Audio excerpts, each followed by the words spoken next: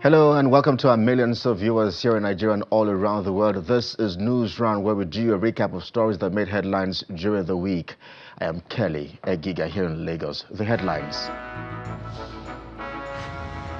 Suspended Senator Natasha Akpabio blocked from the National Assembly as she promises to storm back after recess.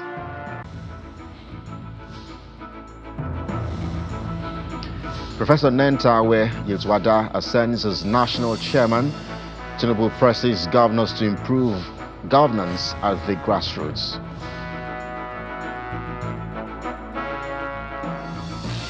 Policy rate retained at 27.5%. Nigeria's apex bank chooses steadiness over surprises.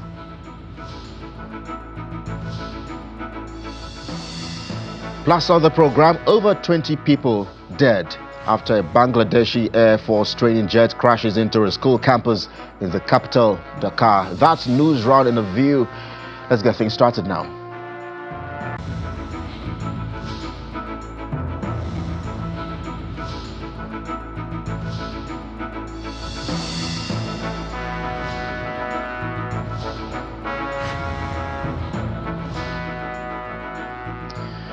Well, thanks indeed for joining us on the program. News Round begins with Tuesday's drama that ensued around the premises of the National Assembly as the suspended lawmaker representing Kogi Central, Senator Natasha Akpabio, was denied access into the National Assembly after a convoy was denied entry. The senator made her way on foot to the second gates of the National Assembly complex, where she was again denied access by security operatives. It is an ongoing battle that has been raging since her suspension on the 6th of March 2025. Senator Natasha Akpabio is seen here making her way to the National Assembly to, in her words, resume her duties as senator after a court judgment on her suspension delivered on July the 4th, 2025. Even salt itself is derived from water, from the ocean. So even if I melt under fire, I will solidify. What is it? This document has been the bone of contention since that ruling, with the Senate insisting that the court never asked her to resume. The spokesperson of the Senate had maintained that the court gave an advisory, which the lawmakers consider as not binding. A statement from Senator Adaramodu states the court found Senator Akpabio guilty of contempt of court and imposed penalties, including a fine of 5 million naira payable to the federal government, and a mandatory apology in 2 national newspapers and on her Facebook page. Till date, these directives remain uncomplied with. We advise the distinguished senator to refrain from any attempts to storm the Senate next Tuesday under a false pretext, as doing so will not only be premature, but also undermine the dignity of the Senate and violate due process, end quote. It is Tuesday, and that advice has been ignored by the senator, who makes her way to the main gate of the National Assembly. Security personnel stop her and her convoy from gaining entrance into the premises. She then decides to alight from the vehicle and make her way into the National Assembly on foot.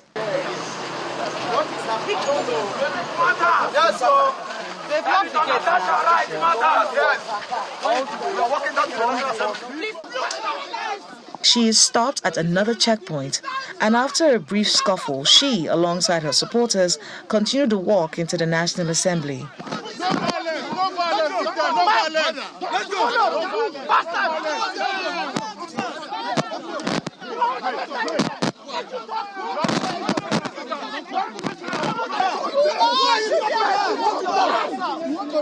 You should be ashamed of yourself. You close the doors.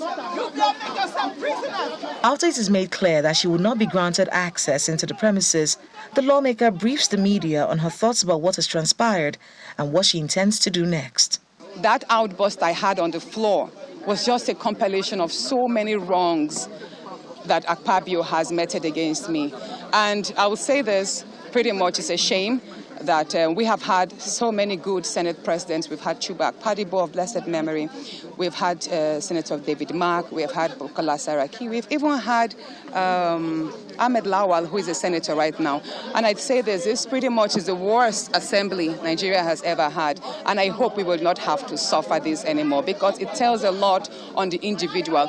And I've said this before, and I'm saying it again. The Senate President, Godswill Akpabio, runs the Nigerian Senate as if it's the third-term governor of Akwa Ibom. Many senators are afraid. You've all seen what happened. You are not allowed to speak. When you try to speak or air your views on certain issues that are critical, you get shut down if it does not conform with what he wants. Going forward, I'm going to have a meeting with my legal team, and most likely they'll have to probably proceed to the appellate court to seek interpretations of what has just happened, because we are law-abiding citizens. Everyone here who has accompanied me, you can see no one is unruly, even though some have vehemently decided to express their dissatisfaction with the system. I am a law-abiding citizen, and it is very important I do mention, and Nigerians should know, that even though we do have 2 federal government criminal cases against me, they are on criminal defamation, simply because I spoke up on the threat to life. And everybody has a right to speak up on their threat to life. By and large, considering the fact that the Senate is vacating tomorrow, whenever they deem it fit to resume, we would resume as well. So what matters most is all the pressures and all the calls of me apologizing for no wrong that I did. I have refused to do that. So if it means staying the entire 6 months for an unjust suspension, which I am saying, repeating again, has been quashed by the courts, so be it. Vowing to come back when the Senate resumes from recess in 2 months, Senator Akpoti Uduaghan and her supporters leave the National Assembly complex, making their way back to her convoy on foot. From the National Assembly, Kayla Magwa, Channels Television News. President Bola Tinubu has charged state governors to do more for the people who are complaining at the grassroots. The president gave this charge during the 14th National Executive Committee meeting of the All Progressives Congress at the State House Conference Center. Now, during the meeting, members of the party also elected Professor Nentawe Yetwada as the new national chairman of the APC.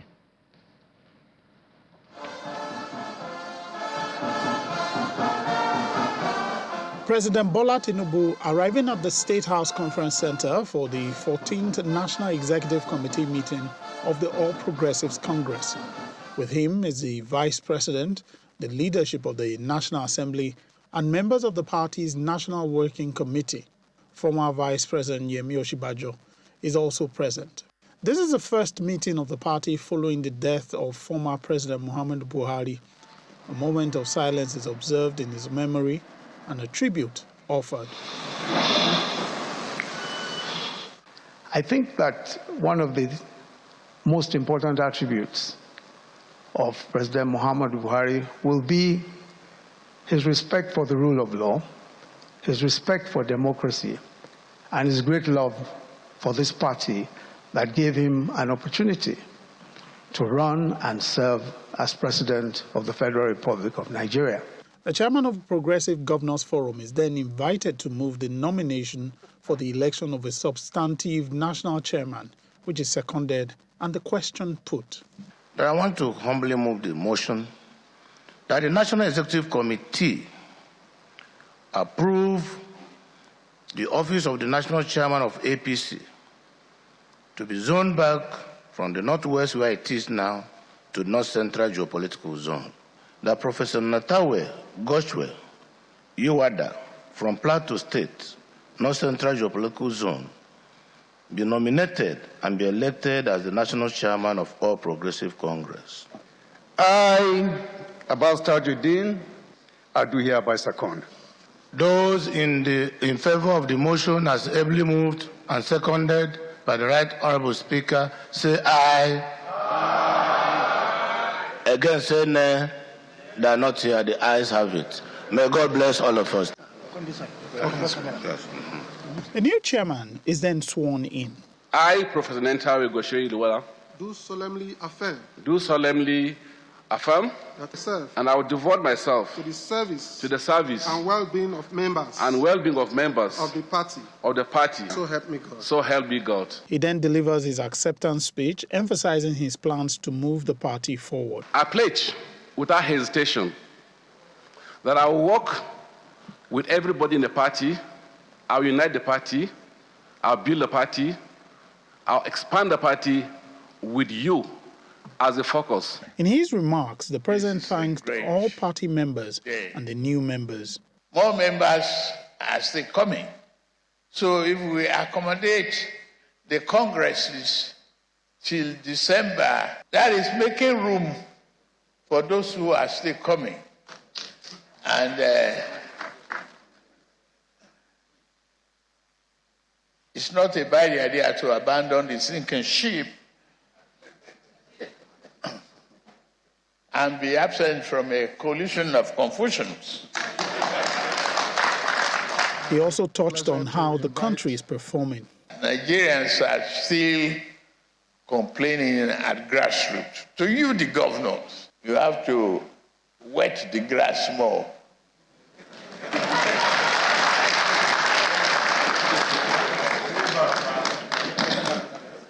And lead the way in delivering progressive change to Nigeria. It was a very short meeting, and it appears the members here have addressed the key issues they set out to address at this meeting. They're leaving this place optimistic about the party, even as political activities heat up in the country.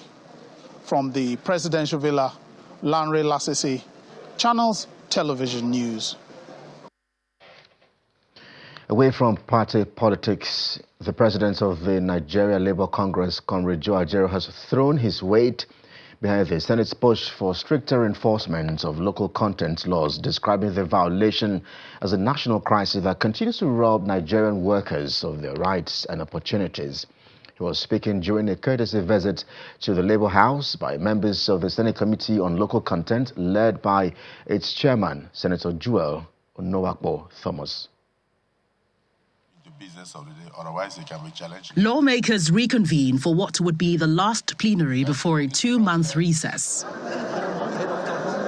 The lawmakers swiftly moved into a closed-door session, re-emerging shortly after with an announcement and a directive from the Senate president. I guess the first thing is to move, Mr. President, that we do step down all the other items that we have on the order paper for today till the next legislative day.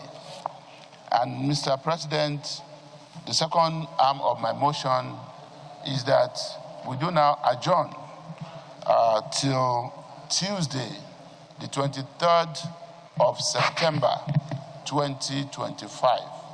The suspension is just plenary sittings. All ad hoc committees should continue to work. All necessary committees, Diaspora Committee, Committee on Reparation, Committee on Interior, and others. This is the best time for you to undertake visits to prisons and all that. Do all your reports and make them available as soon as we come back. In accordance with the directive, the Senate Committee on Local Content, chaired by Senator Joel Onowakpo Thomas, embarks on an interactive meeting with the Nigeria Labour Congress. Yes. It's a collaborative meeting to enforce stricter compliance with the local content laws, raising concerns about gaps in human capital development, job and salary discrimination, among others. Advocate for the full enforcement of the local content laws, not as a favor to workers, but as a duty to our nation. Growing local capacity is a sure way to creating employment for our teeming graduates and artisans. As industry operators, we cannot blame the federal government for the unemployment when we are the one aiding and abetting those who are determined to bypass the law. Why we are crying that there's no job, and actually there's no job. You say expatriates, even to worsen it, if you even have those expatriates at the same level, grade level with Nigerians, they earn double. You have discrimination in salary administration, even in such sectors in your own country. So you start to wonder, you can't even call it apartheid because you are being discriminated by a foreigner in your own country. To support its oversight mandate, the Senate committee has urged the public, contractors and industry stakeholders to use the newly launched whistleblower portal to report any suspected breach of the local content law. From the National Assembly, Gloria Umezuke, Channels Television News. This is Channels TV. When News Round returns, more than 20 dead as military plane crashes into Bangladesh schools. Stay with us. We're back in just a moment.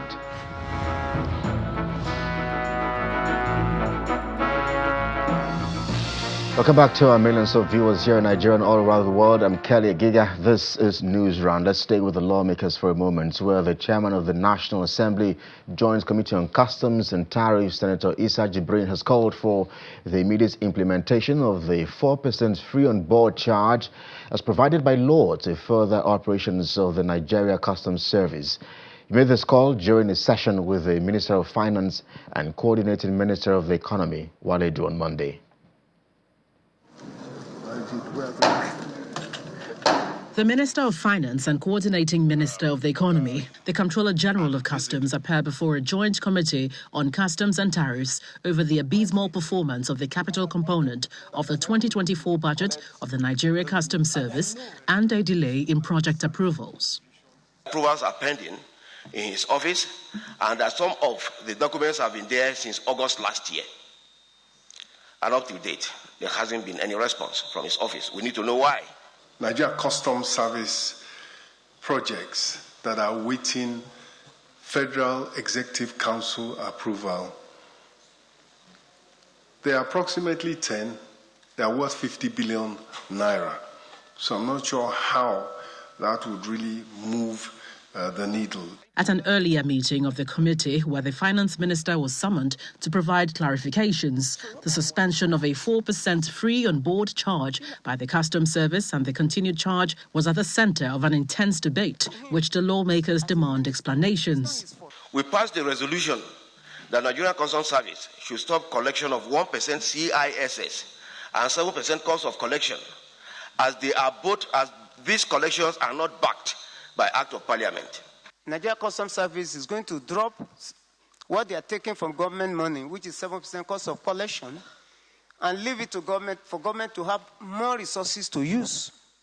While they go and collect, it is whatever they work, they will get. The Joint Committee subsequently adopted a resolution on the matter. The implementation of the 4% FOB is immediate, as has been resolved here today. Okay? We also want monthly report of the implementation of the 4% FOB. The finance minister also restates plans to implement a new policy to block leakages. We will soon implement one of the legacy projects of His Excellency Mr. President, and that is the National Single Window. It will take care of trade facilitation, it will take care of port community systems, and it will take care of leakages in revenue and provide speed and efficiency to international trade transactions that will further complement other measures. Finally, the status of rice is still that rice is not banned 100%. Importation of rice is only restricted. It is not allowed to be brought in through the land borders. The finance minister also raised concerns about a youth-led digital payments that escape the scrutiny of financial regulators, underscoring the need to bring such transactions into the formal financial system. From the National Assembly, Gloria Umezuke, Channels Television News. The Monetary Policy Committee of the Central Bank of Nigeria, that's the country's apex bank, opted to maintain its current monetary policy measures, keeping the benchmark monetary policy rate unchanged at 27.50%, the highest level in nearly 2 decades. The committee also retained the symmetric corridor at plus 500 over minus 100 basis points. The cash reserve ratio for deposit money banks at 50% and the CRR for merchant banks at 16%, while holding the liquidity ratio steady at 30%. The committee decided to maintain the current monetary policy stance. For the third time in 2 years, the CBN's MPC has retained all parameters at the end of its meeting. The CBN Governor, Mr. Olayemi Cardoso, shares considerations, which is a mixture of both positive and negative macroeconomic outcomes. The committee acknowledged the decline in headline inflation in June 2025, the third consecutive month of deceleration.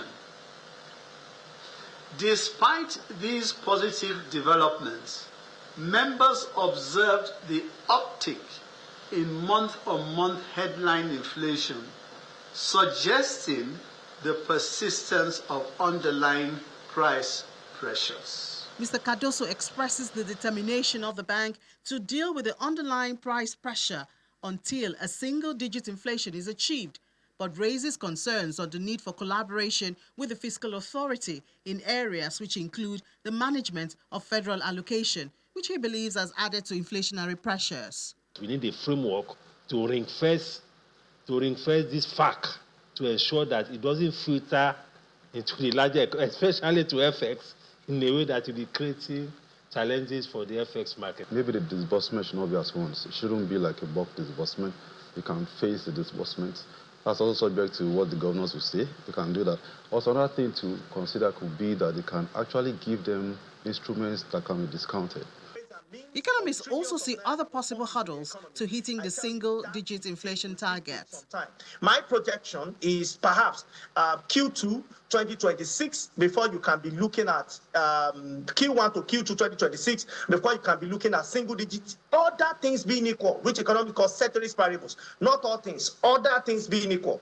But at that time, my major fear, which I've mentioned about 2 or 3 times on this show, is political activity will happen. The CBN, however, remains optimistic, projecting further decline in PMS prices, moderation in price of food and energy, as well as stability in the foreign exchange market. Ini John Mekwa, Channels Television News. The European Union says it has committed 1.5 million euros to support victims of the Yelwata conflict in Benue State and other internally displaced persons in Nigeria in the last 1 year. This is in addition to ongoing efforts to support Nigeria in tackling a worsening nutrition crisis in the northwest and northeast regions. The EU ambassador to Nigeria disclosed this during a high-level meeting with the former Minister of Humanitarian Affairs and Poverty Reduction. Photo section. The Federal Ministry of Humanitarian Affairs and Poverty Reduction is holding a strategic meeting to strengthen collaboration with the European Union on aid and poverty reduction in the country. The EU delegation, led by the ambassador, Gautier Mignor, joins the Ministers of Humanitarian Affairs and other partners at the meeting. The focus of the meeting is to align on key interventions, especially in conflict and food insecure areas. The European Union has found the Federal Ministry of Humanitarian Affairs as a good ally that they can work together to see much impact is delivered to Nigerians who find themselves in civil strife, in areas of unrest that has impacted negatively to their nutrition, to their means of livelihood so much. The EU ambassador, Mr. Gautier Mignor, expresses concern over the escalating nutrition emergency in the northwest and northeast, emphasizing the need for urgent response. Mobilization is necessary in Nigeria to raise more domestic support from all sources, federal government, state governments, private sector, to address the needs and prevent a shortage, a breakup in the supply of the therapeutic food, which is required by children in particular on the ground. These hundreds of thousands of children which might die if we don't treat them with these therapeutic food, because they are severely acute malnourished, which is the category where, especially if you have complications like measles or malaria, this situation causes death. The Humanitarian Affairs Minister, Professor Nentawe Yetwade, appreciates the EU support and reaffirms commitment to partner-driven results. We are hopeful that the commitment of the European Union and other donor partners and any come from the federal government will ensure that we revive and give life to more kids. And we work together, hand in glove, to ensure that we rescue every soul that needs to be saved in Nigeria. The meeting ends with the resolve to act swiftly, stay transparent, and coordinate strongly to reach vulnerable communities. Benny Ark, Channels Television News.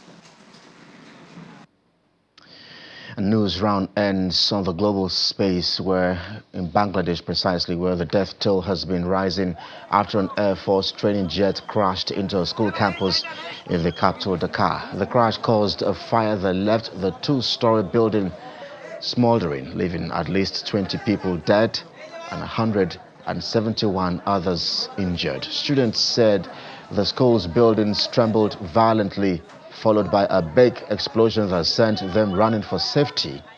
A desperate scene soon unfolded at the crash site as panicked relatives searched for loved ones. The armed forces said in a statement on Facebook that the F-7 jet experienced a mechanical fault after taking off for a training exercise just after 1300 local time, adding that the pilot was among those dead. Mohammed Yunus, the leader of Bangladesh's interim government, said, quote, necessary measures would be taken to investigate the cause of the incident. It is the deadliest plane crash in the Bangladeshi capital in recent memory. And those are your stories that made headlines during the week. And that does it for us on the program. Thanks indeed for watching. I am Kelly Egiga. Bye now.